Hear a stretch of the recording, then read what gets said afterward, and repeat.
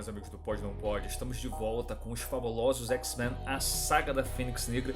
Hoje vamos conversar um pouquinho sobre o segundo capítulo dessa saga, publicado originalmente na revista americana Uncanny X-Men, número 130, tá aqui a arte da capa, né, de 1980, a arte do John Byrne, espetacular, né?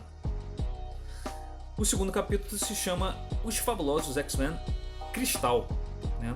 Tem aquela introduçãozinha do Stan Lee muito interessante, falando sobre os X-Men, né, que eu já li para vocês no último vídeo, né? E a gente vê aqui na primeira página os X-Men, parte deles, né, parte da equipe, chegando numa boate aqui da Baixa Manhattan. Vou lembrar vocês rapidinho que no capítulo anterior os X-Men se dividiram para buscar dois mutantes superpoderosos que foram detectados pelo cérebro.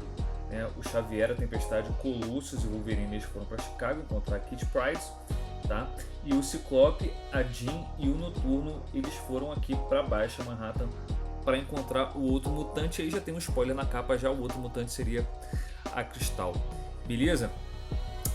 Vamos trocar de página aqui para vocês verem que os X-Men estão sendo vigiados, né, quando eles chegam na boate, ok? O Noturno fica do lado de fora e o Ciclope e a Jean, né, o Ciclope e a Fênix, Scott Summers e Jean Grey vão para dentro da boate, que é um caos, cara, uma boate de quinta categoria.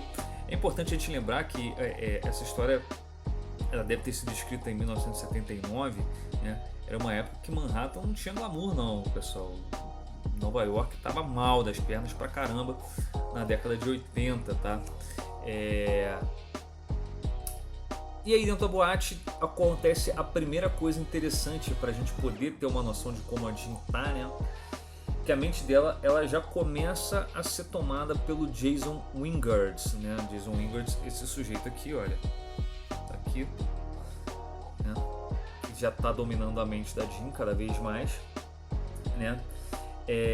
E ela, que é uma menina pudica, né? Ela começa a se sentir atraída pelos pensamentos sórdidos das pessoas que estão dentro da boate, né?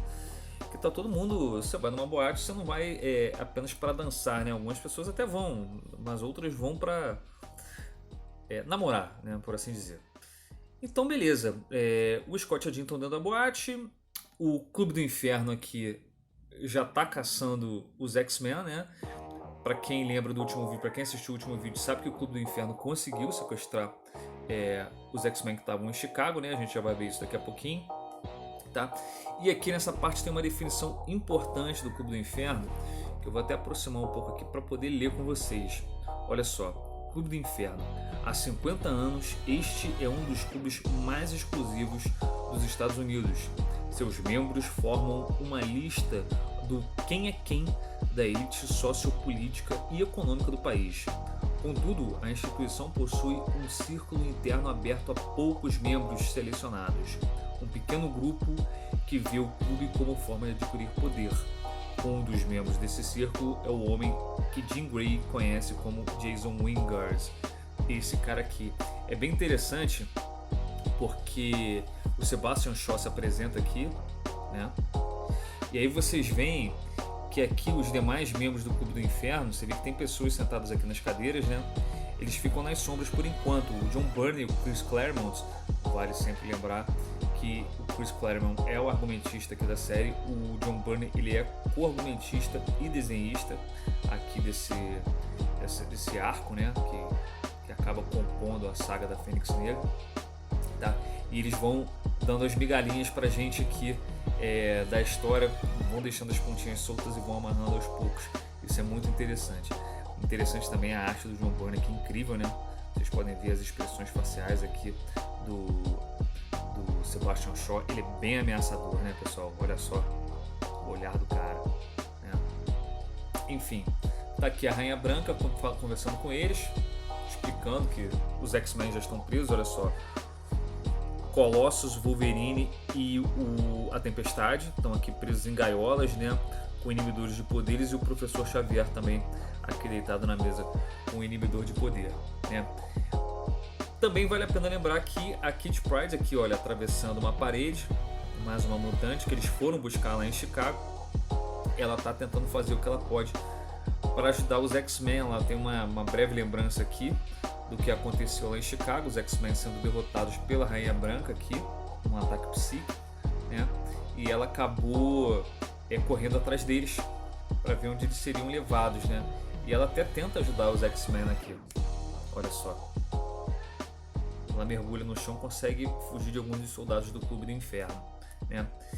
Voltando aqui para a boate, que tem pontos aqui interessantes.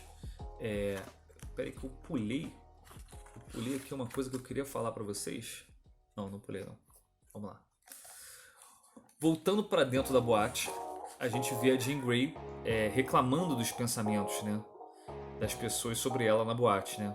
Por um lado ela reclama, mas por outro lado ela acha esses pensamentos atraentes, né? Tá ela aqui, olha, vou dar bem o close nela. E aí, do nada, o Jason consegue ter o total comando sobre ela. Olha só. Os olhares se cruzam e ela volta, né? Ela passa a ter uma ambientação de 2 séculos atrás, né? Ela vai para o século XVIII, lembrando que a gente está no século XX aqui na história, né? Na época de publicação, década de 80, né? E ela vai para um casamento, cara. Ela está casando com Jason Wingard, né? Tem um sacerdote aqui celebrando o casamento, que é o Sebastian Shaw, que a gente viu, né? E depois que ela termina, depois que o casamento é terminado, o Jason Wingard transforma a Jean Grey na Rainha Negra do Clube do Inferno, lembrando que tem a Rainha Branca, que é a Emma Frost, né?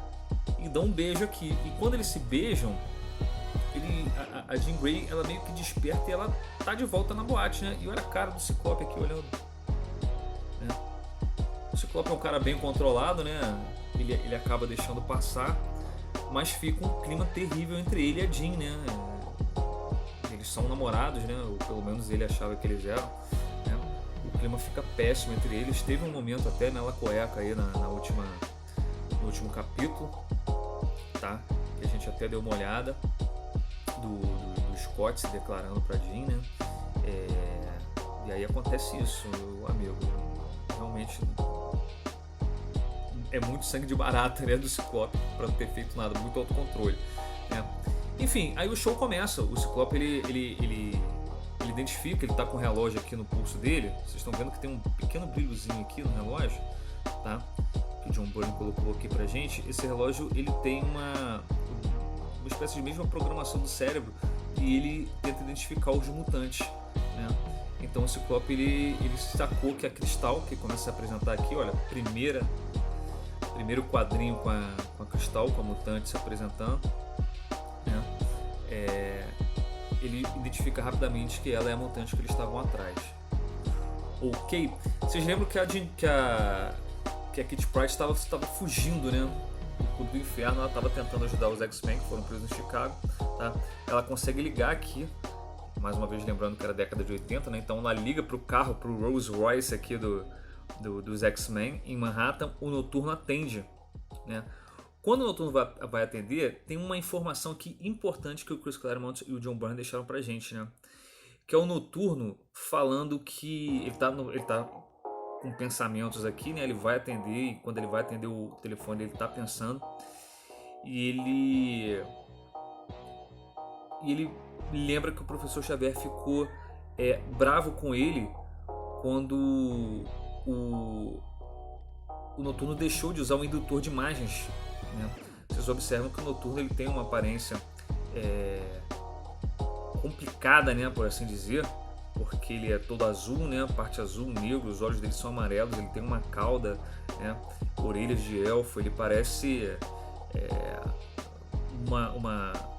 uma caracterização de um diabo, né, que a gente costuma muito ver, né, com essa cauda com uma pontuda assim dessa forma, né.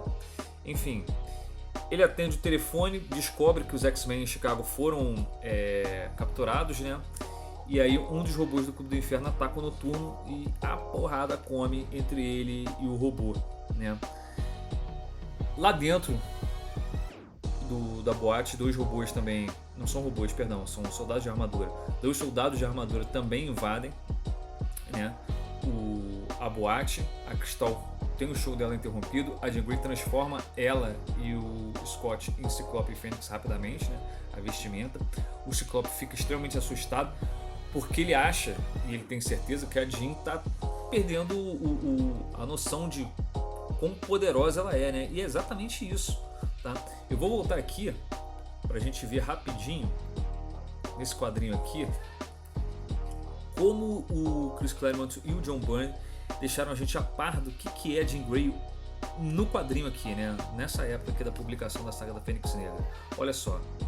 Naquele momento, na boate, Jean Grey acaba de fazer sua segunda sondagem na abarrotada pista de dança. Embora não tenha sequer completado um quarto de século, ou seja, ela tem menos de 25 anos, né? A jovem já se apaixonou, morreu, renasceu e salvou o universo. Ela sabe que já possui o poder de uma deusa, e essa lembrança ainda a aterroriza e a instiga muito, né? Ela tem um poder realmente absurdo, um poder colossal, tá? Voltando lá para dentro da boate, porradaria estancando, né? Não vou ficar me atendo aqui aos detalhes da luta, tá? Mas com a ajuda da Cristal e da Jean, o Ciclope consegue aqui liderar a equipe rumo ao sucesso, né? Eles acabam se reencontrando aqui com o Noturno, tá? O Ciclope, ele fala para Cristal que ela é uma mutante e que tem um lugar para ajudar os mutantes, né? Que é a escola do professor Xavier, e eles partem para Chicago para poder resgatar os outros mutantes, tá? Aqui no finalzinho da história é bem interessante porque o Rolls Royce dos X-Men, ele passa pelo Jason Wingard, né? E o Ciclope, ele nota que é o Jason Wingard e nota também que a silhueta, a sombra, né, é diferente da silhueta do Jason Wingard, né? Você vê que o perfil é diferente, né? Você vê o nariz, principalmente aqui, é bem diferente, não há barba, né? Quem conhece os X-Men, quem já leu, sabe que na verdade o Jason Wingard é o mestre mental. Isso acaba não sendo de fato um spoiler, a gente vai ver isso já já, tá? E quando eles vão embora em direção a Chicago, o Jason Wingard está aqui rindo, né? Rindo bastante, tá? E aí a gente tem a deixa aqui pro próximo capítulo da saga da Fênix Negra, que é o Fuja para Sobreviver. Mais uma vez, pessoal, uma história muito bem montada, tá? Pelo Chris Claremont e pelo John Byrne. Tudo que foi dado como ponta solta, a gente vai preenchendo no final. Tudo muito amarradinho, tá? E a arte absurda do John Byrne. Gosto demais dessa saga, tá? A gente volta no próximo vídeo com mais um capítulo dela, e vocês deixem pra mim aí nos comentários o que vocês acham desse classicão aqui, pessoal. Talvez a história mais importante dos X-Men, os fabulosos X-Men, a saga da Fênix. Valeu? Vou ficando por aqui, um abraço pra vocês e até a próxima. Fui!